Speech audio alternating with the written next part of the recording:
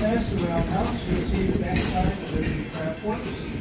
Your artisans create glass, pottery, printing, weaving, and the kind of wool to create a craft. We also have tools, software,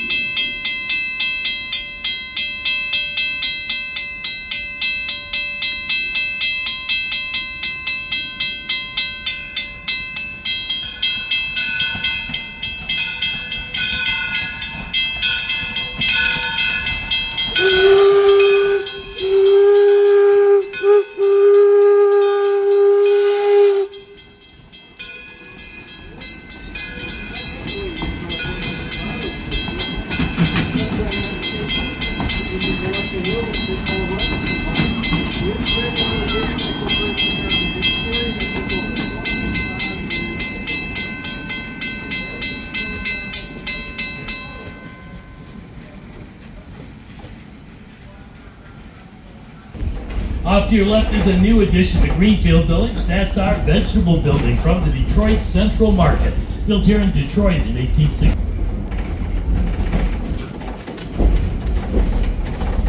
And that brings us to the heart of our Railroad Junction district. Off to your left is our Detroit, Toledo, and Milwaukee Roundhouse, where we repair and maintain our 3 coal-fired steam locomotives. Originally built in 1884 in Marshall, Michigan, it was recreated here at Greenfield Village in the year 2000, using elements from the original building. Be sure to stop by and get a bird's eye view of all the work going on the shop floor at our DT&M Roundhouse.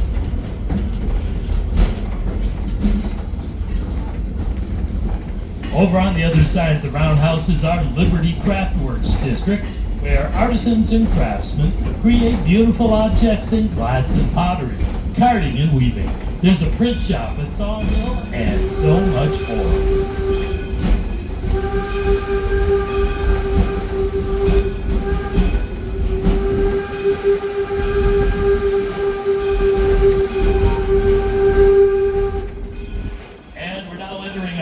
Farms district, and just beyond the Red Cider Mill is the Firestone Farm, the birthplace of Harvey Firestone, Henry Ford's great friend and the founder of the Firestone Tire and Rubber Company of Akron, Ohio.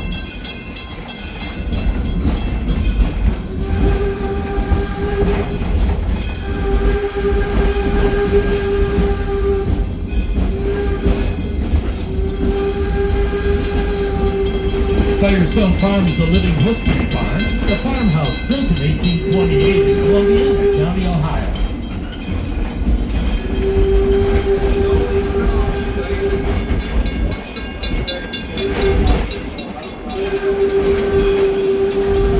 Our farm hands are out in the fields today using tools, implements, and techniques they used way back in the mid-1800s.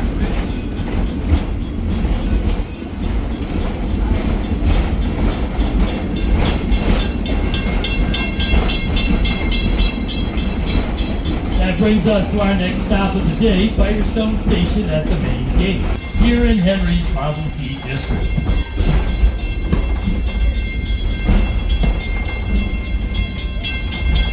And that brings us to the birthplace of Henry Ford. Coming up on your left is the Ford Farm, built here in Dearborn, Michigan in 1861. Henry was born in that white farmhouse in July of 1863. He lived there with his parents and 5 brothers and sisters. All the way to your left, that red building is the William Ford Barn. It's where we take care of all the horses we use every day here at Greenfield Village. Up next, it's our Main Street district. Here you'll find the Wright Brothers Edison's Menlo Park Complex, where Edison and his staff of scientists and engineers developed the very first practical incandescent light bulb. Menlo Park Complex is America's first research and development. And we're now approaching the gateway to our Porches and Parlors district. That's the Acme Covered Bridge from 1832 in western Pennsylvania. Just beyond the bridge is our next stop of the day, Susquehanna Station. From here, we have full access to the entire Porches and Parlors district.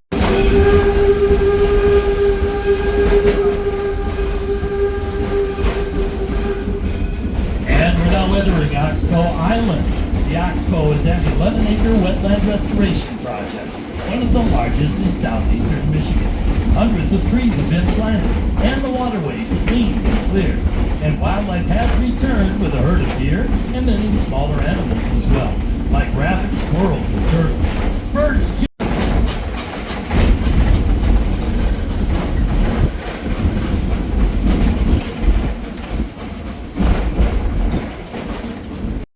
By lottery. This portion of the campus houses the 10th, 11th, and 12th grades. 9th graders attend class at the Henry Ford Museum. Just ahead, you'll see 3 attached rail cars. They serve as classrooms for the senior class. Imagine that, going to class in a rail car.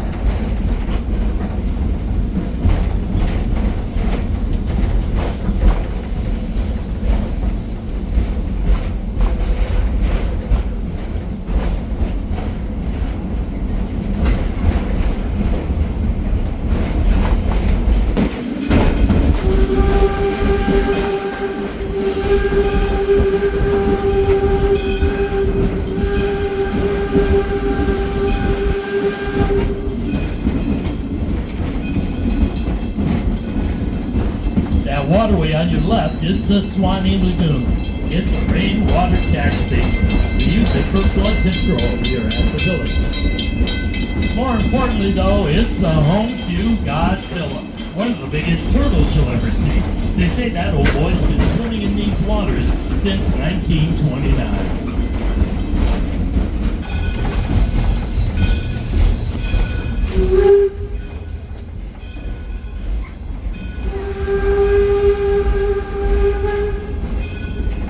We're now entering our Working Farms district, and just beyond the Red Cider Mill is the Firestone Farm. The birthplace of Harvey Firestone. Stone Farm is a living history farm. The farmhouse built in 1828 in Columbiana County, Ohio.